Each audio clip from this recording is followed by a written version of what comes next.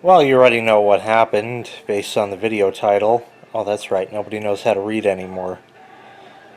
Anyway, yeah, my grandmother passed away. She was born in 1919 and lived until now, 2017. That made her 98.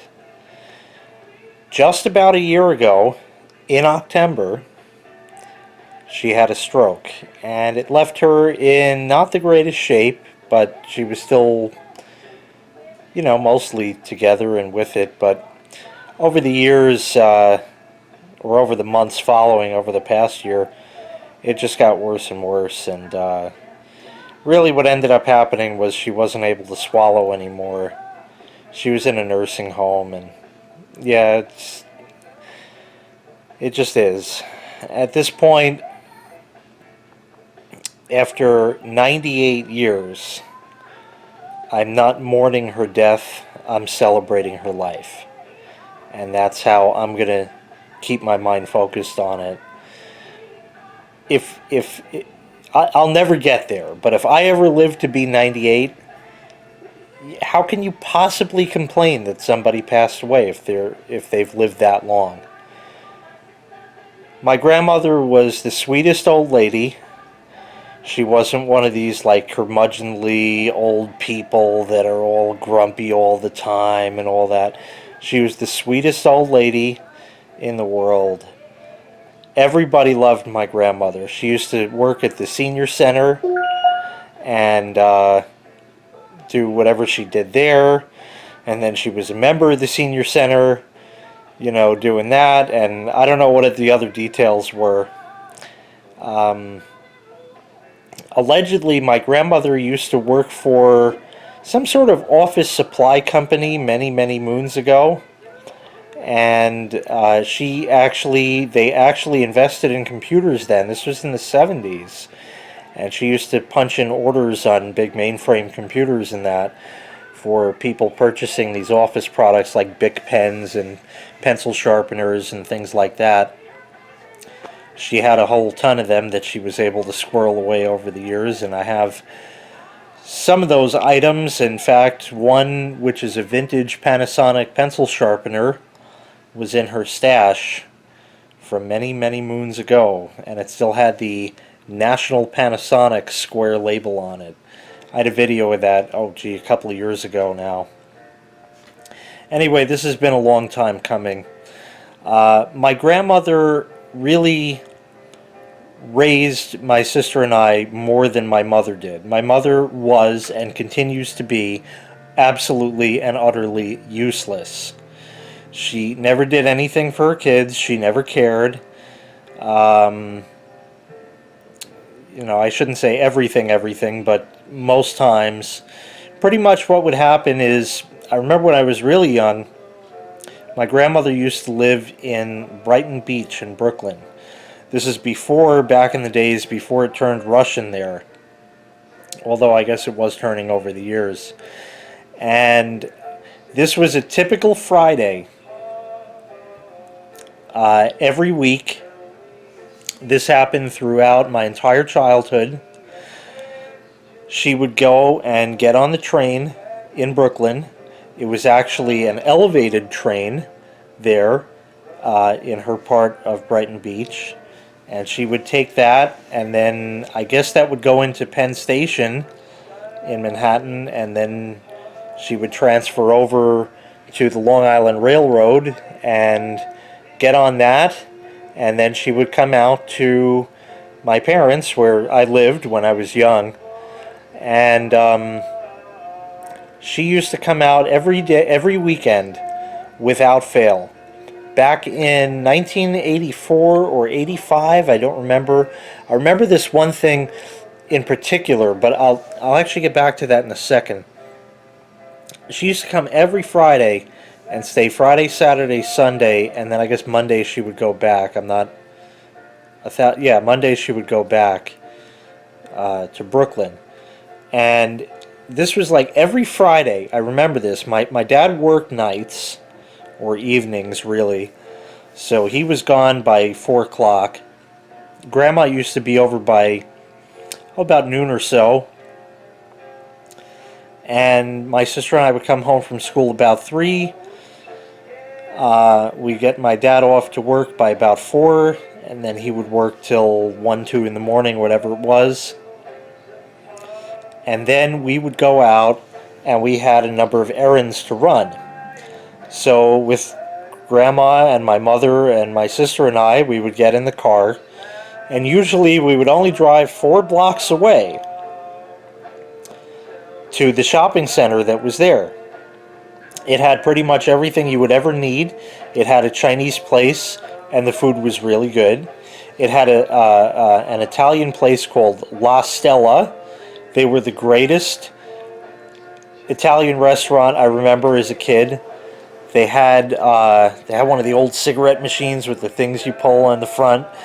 Going back in the day, old school place. Yeah, that was a nice place.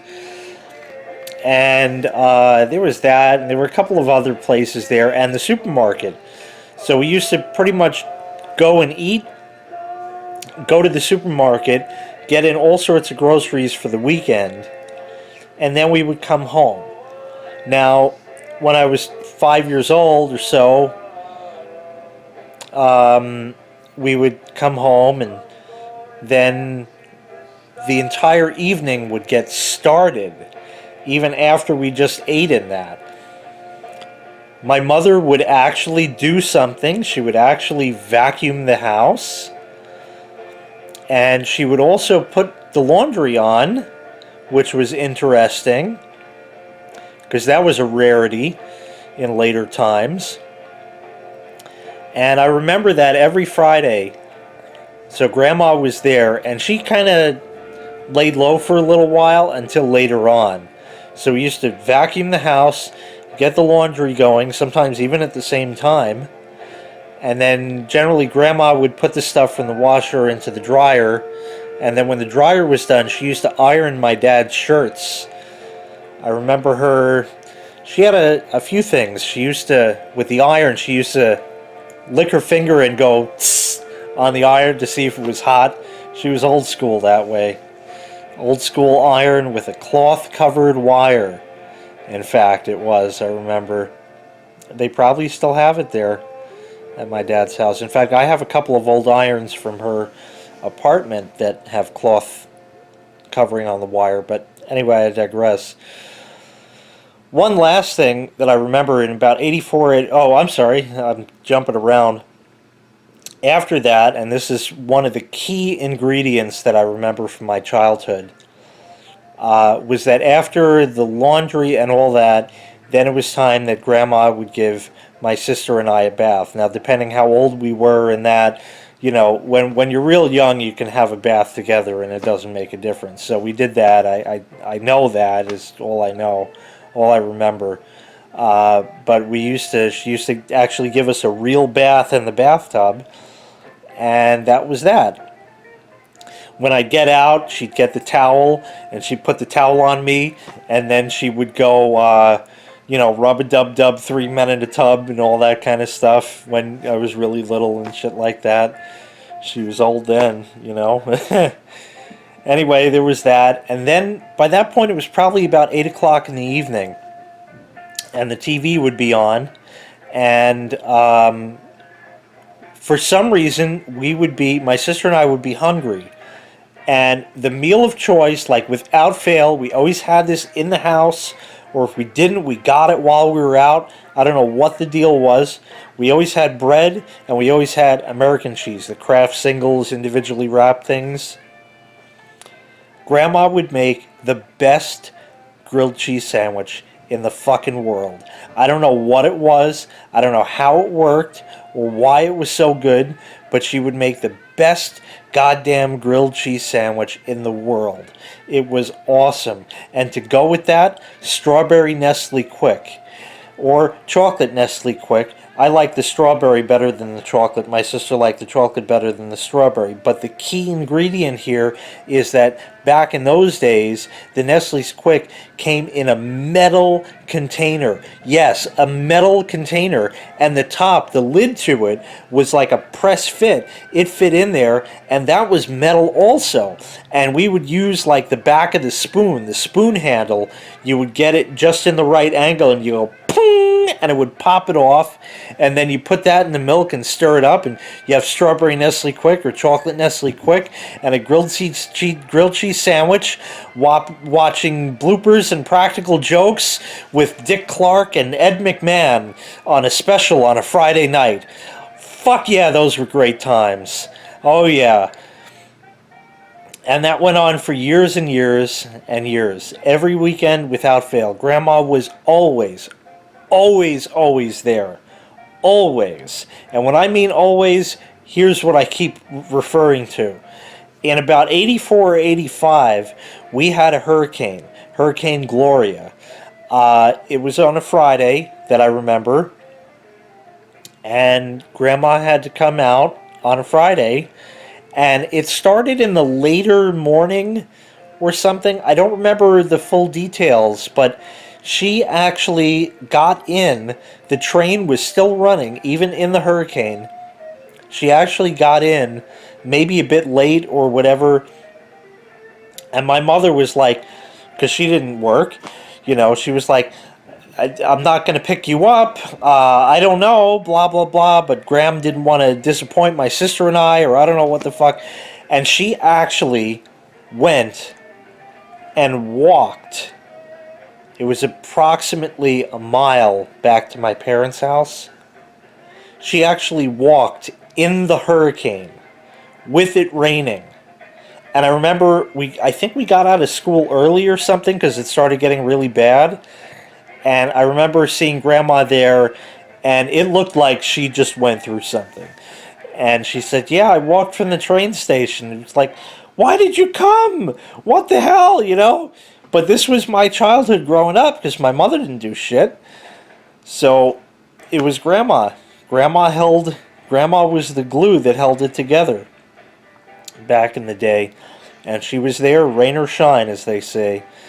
And then Saturday we had other things to do, and Sunday we had other things to do. Oh, man. Yeah. Used to make breakfast sometimes with Grandma. Pancakes on a Saturday morning. Just me and her, really. Nobody else was up. Everybody else liked to sleep in late. But anyway, that was that. So, it was 98 long years, and I can only really celebrate about it rather than be upset. I last spoke with her really about a year ago, right after her stroke, and she kind of half knew who I was and half didn't. So we'll leave that where it may be. That's pretty much the deal. It's been a long time, and I got the funeral and all that to go to now.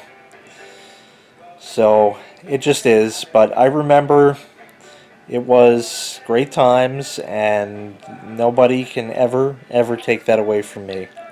I'm going to throw some pictures in here after the video ends that I have of her. I don't have too many, actually.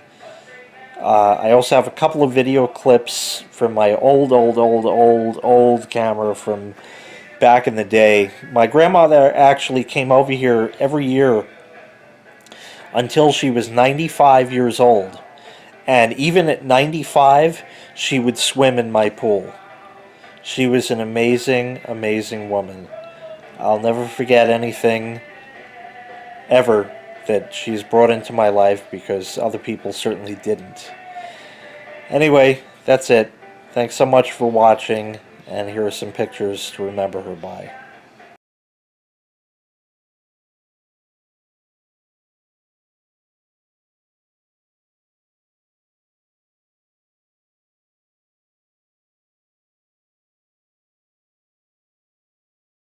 Not the photographers. What happened? Oh, God, I wish you could show... Did you show the size of your pool in the picture, too, by any chance? They wouldn't believe that this is such a big pool for a private house. Nice. I took a picture with the major alligators. I gotta show them I'm down...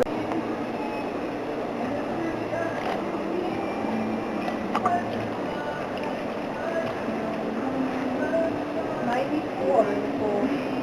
It doesn't feel like it was now, you know. There's a breeze, you know. Oh, my goodness.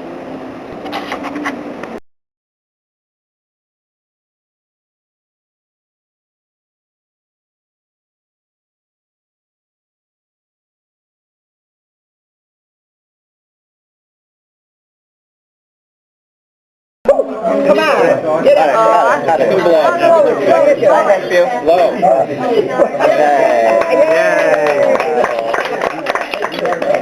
Happy birthday. Happy birthday.